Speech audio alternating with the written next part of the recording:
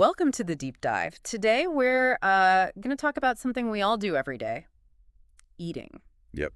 And specifically, the language we use around it. Yep. It crops up everywhere, right? At home, when you're out. Exactly. Restaurants, parties, just figuring out what you want for dinner. So we figured a deep dive into useful vocabulary, some common phrases for dining out, that kind of thing. And maybe expressions for when you really enjoy something, or, well, maybe when you don't. Right. So the plan is look at some keywords, listen to a typical restaurant conversation. Break down some useful bits from that, and then maybe add a few more handy phrases to your toolkit. Sound good? Sounds perfect. Okay, let's get started with some basics.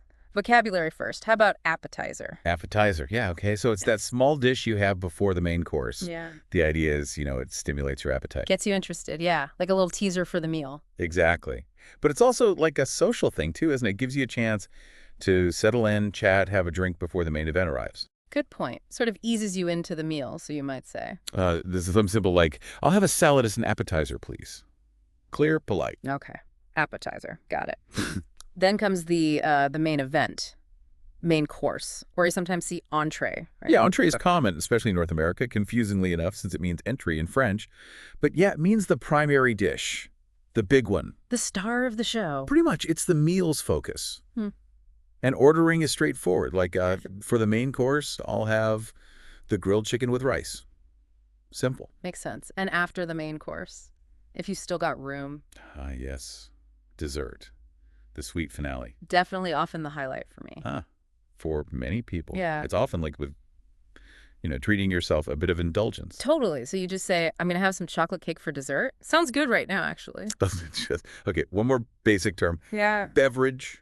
Right. Just a general word for, well, any drink. Exactly. Water, soda, wine, coffee, tea. It covers everything. So if someone asks what you want to drink, you could just say, I'll have a glass of water as my beverage. Nice and clear. Okay, so we've got appetizer, main course, dessert, beverage, good foundation. Definitely. So how about we see these words in action? We've got a short dialogue set in a restaurant. Perfect. Let's listen to how a typical exchange might sound between a waiter and a couple of customers. You'll hear those words and probably some other useful phrases too. Yeah, listen out for the flow, the politeness. It's not just about the words. Okay, here it is. Waiter, good evening. Welcome to the restaurant. Can I start you off with some drinks? Customer 1. Yes, I'll have a glass of white wine, please. Customer 2. I'll just have water, no ice. Waiter, excellent choices. Would you like to start with an appetizer? Customer 1. Sure, I'll have the bruschetta. Customer 2, I'll take the soup of the day, please. Waiter. Great. And for the main course? Customer 1, I'll have the grilled salmon with vegetables. Customer 2, I'll go with the steak, medium rare, and mashed potatoes on the side. Waiter, perfect. And would you like any dessert? Customer 1, yes, I'll have the cheesecake. Customer 2, I'm fine with just coffee, thanks. Okay, so pretty standard stuff. Very typical. And it shows some really common ways people talk in restaurants. We should probably pull out a few of those phrases. Good idea, like the waiter's first line. Can I start you off with some drinks? Yeah, that's a classic opener. It's polite, it's an offer, not a demand. Makes you feel welcome. And it gets the ball rolling. Exactly. Establishes contact. Then you heard customer 1 say, I'll have the bruschetta. Simple. I'll have the burr, or I'll take the. Seems like the go-to way to order. It really is. It's direct. Shows you've decided. Using I'll, the contraction makes it sound natural, conversational. Definitely. Now, customer 2 ordered steak, but specified medium rare. What exactly does that mean for, people who aren't big steak eaters? Right. Good question. So medium rare is about how much the steak is cooked. It means it's seared or cooked on the outside, but the inside is still warm, pink, maybe a bit reddish in the very center, still juicy. Okay, so not raw, but definitely not cooked all the way through gray. Precisely. It's kind of a balance. Lots of people like it because it's tender. But you can ask for it differently, of course. Rare, medium, medium well, well done. So knowing those terms helps you get exactly what you want. Definitely key for steak.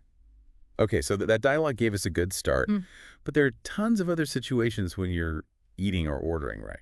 Absolutely. Let's build on that. Give people a few more phrases for their dining phrase book. Yeah, sounds good.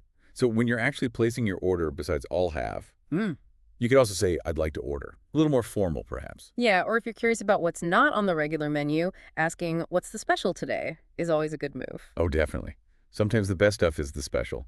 And what about dietary needs? That's super important now. Crucial. So asking directly, is this dish vegetarian? Or, does this contain nuts? Is it gluten-free? You need to be clear. Absolutely. Don't be shy about asking. Then fast forward to the end of the meal. Time to pay up. The classic is, can I get the bill, please? Or sometimes you hear check instead of bill. Right. Check, please. Both work fine. And if the portions were maybe a bit generous, Ah, the doggy bag situation. well, maybe phrased a bit more elegantly. Fair enough. You'd ask, could I have this to go? Or could you wrap this up for me? Very common. Good for reducing food waste, too. Okay, what about changing things slightly? Customizing your order. Yeah, that happens all the time. Maybe you don't want a certain ingredient. So you could say, I'll have it without cheese, please. Or maybe no onions. Exactly. Or sometimes you want something separate, like with a salad dressing. Oh, yeah. Could I have the dressing on the side? That's a useful one if you like to control how much goes on. Very handy. Okay, one last scenario. Yeah. Maybe you're still peckish, or your drink is empty. Right. For more food, you could just say, I'm still hungry. Can I order another whatever it is? Or just flag the waiter down to order more. And for drinks, if it's something like soda or iced tea, You can often just ask, can I get a refill?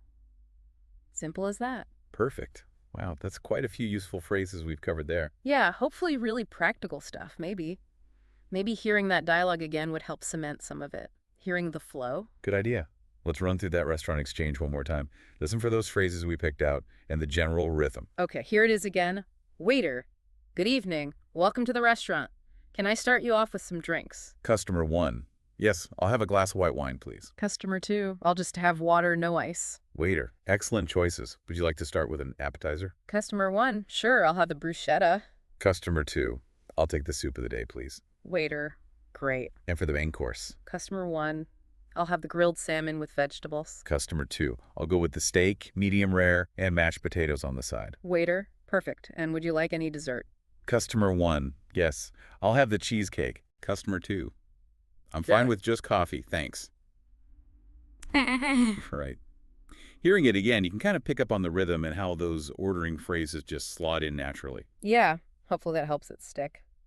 So, wrapping things up for this deep dive, we've really dug into the language of eating, haven't we? We have kicked off with those core words, appetizer, main course, and so on.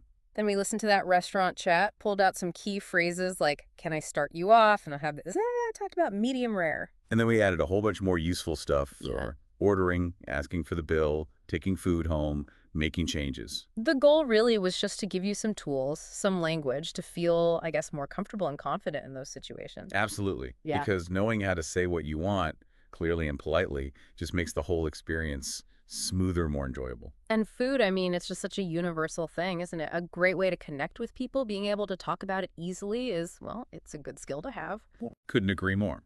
So maybe the takeaway is listen out for this language when you're next eating out or even just chatting about food and, try using some of these phrases yourself. Yeah, practice makes perfect, as they say.